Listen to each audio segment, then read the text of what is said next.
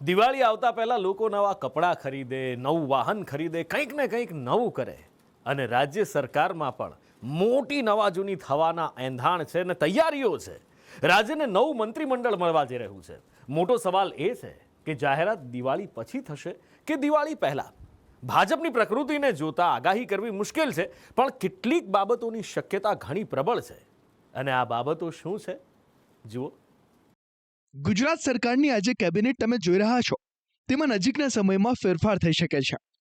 આ ચહેરાઓના સ્થાને નવા ચહેરા હોઈ શકે છે, તો કોઈને પ્રમોશન પણ મળી શકે છે. મુખ્યમંત્રી ભૂપેન્દ્ર પટેલ અને નવા પ્રદેશ ભાજપ અધ્યક્ષ જગદીશ પંચાલની દિલ્હીમાં પ્રધાનમંત્રી સાથે મુલાકાત બાદ આ મુદ્દો રાજકારણના કેન્દ્રમાં છે. એવામાં એવી ચર્ચા પ્રબળ બની છે કે દિવાળી પહેલા મંત્રીમંડળનું વિસ્તરણ નક્કી છે. દિવાળી પહેલા જ નવા મંત્રીઓ શપથ પણ લઈ શકે છે. મંત્રીમંડળમાં 15 જેટલા નવા ચહેરાનો સમાવેશ થઈ શકે છે, જ્યારે 8 કે તેથી વધુ વર્તમાન મંત્રીઓ પડતા મુકાઈ શકે છે.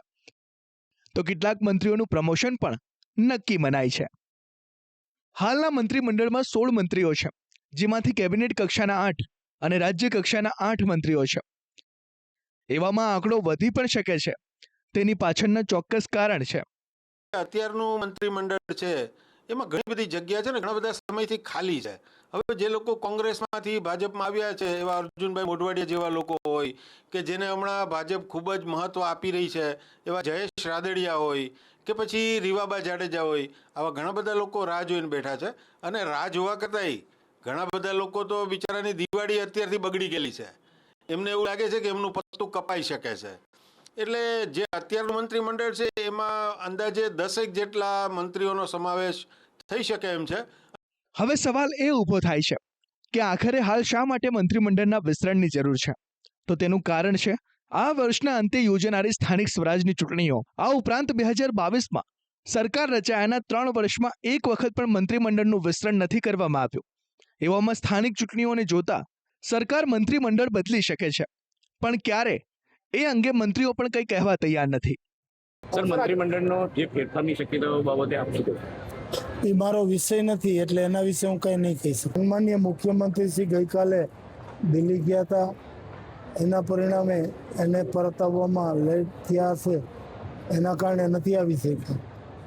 અને મને મેસેજ આવ્યો કે હું નહીં આવી શકું, તમે કાર્યક્રમ સંભાળી લો. ચૂંટણી લડાય ત્યારે ઉમેદવારોની જ્ઞાતિનું પરિબળ સૌથી અગત્યનું હોય છે. તેવી જ રીતે મંત્રીમંડળમાં પણ જ્ઞાતિ ઉપરાંત ઝોનના પરિબળો ધ્યાનમાં લેવાય છે. આ વખતે પણ આવું થઈ શકે છે. ઝોન પ્રમાણે વાત કરીએ તો આ વખતે સૌરાષ્ટ્રનો હાથ ઉપર રહી શકે છે.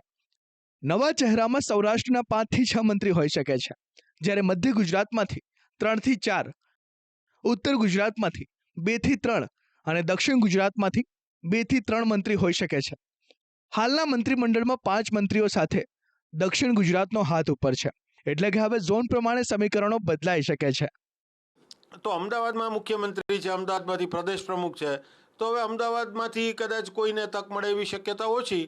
પરંતુ સૌરાષ્ટ્ર કે જેનો એક વખત પ્રદેશ ઉપર પણ દબદબો હતો અને રાજ્યની મુખ્યમંત્રીની ગાદી ઉપર પણ દબદબો હતો, આ વિસ્તારમાંથી વધુમાં વધુ સ્થાન મળી શકે એવી શક્યતા જોવાઈ રહી છે. એ જ રીતે દક્ષિણ ગુજરાતની પણ પરિસ્થિતિ છે.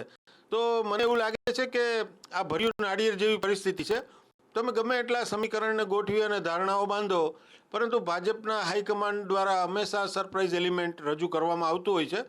ભાજપને નવા પ્રદેશ અધ્યક્ષ મળી ચૂક્યા છે. તેઓ હાલ સમગ્ર રાજ્યના પ્રવાસે છે. ત્યારે એવું પણ બને કે તેમનો ગુજરાત પ્રવાસ પૂરો થાય અને તેની સાથે જ નવા મંત્રીમંડળની જાહેરાત કરી દેવાય. જો કે સવાલ એ છે કે આ જાહેરાત દિવાળી પહેલા થશે કે દિવાળી પછી, કેમ કે સવાલ સ્થાનિક સ્વરાજની ચૂંટણી માટેની તૈયારીનો છે. તો લોકોની દ્રષ્ટિએ વિધાનસભાની ચૂંટણીઓ દૂર ગણાય, પરંતુ પોલિટિકલ લોકો માટે ચૂંટણીની તૈયારીઓ શરૂ થઈ ચૂકી હોય છે. અને જે રીતે આમ આદમી પાર્ટી અને કોંગ્રેસ પોતપોતાની રીતે તૈયારી કરી રહ્યા છે, તો ભાજપ દ્વારા પણ હવે એમનું જે નવું મંત્રીમંડળ હશે એ ચૂંટણીલક્ષી હશે, કે જે આગામી ચૂંટણીઓમાં પક્ષનો જે દેખાવ, ઉજ્જવળ દેખાવ રહ્યો છે એ શાનદાર દર્શાવી શકે અને એનું રિપીટેશન કરી શકે કે ભાજપનો ગુજરાતમાં કોઈ વિકલ્પ નથી. આ રીતે નવા ચહેરાઓની પસંદગી થઈ શકે. નેતૃત્વની પસંદગીની વાત હોય કે ઉમેદવારોની, ભાજપ આ માટે સસ્પેન્સ જાળવી રાખવા માટે જાણીતી છે. ત્યારે હવે જોવું એ રહેશે કે નવા મંત્રીમંડળમાં કોને લોટરી લાગે છે અને કોણ પૂર્વ મંત્રી બને છે. બ્યુરો રિપોર્ટ, સંદેશ ન્યૂઝ.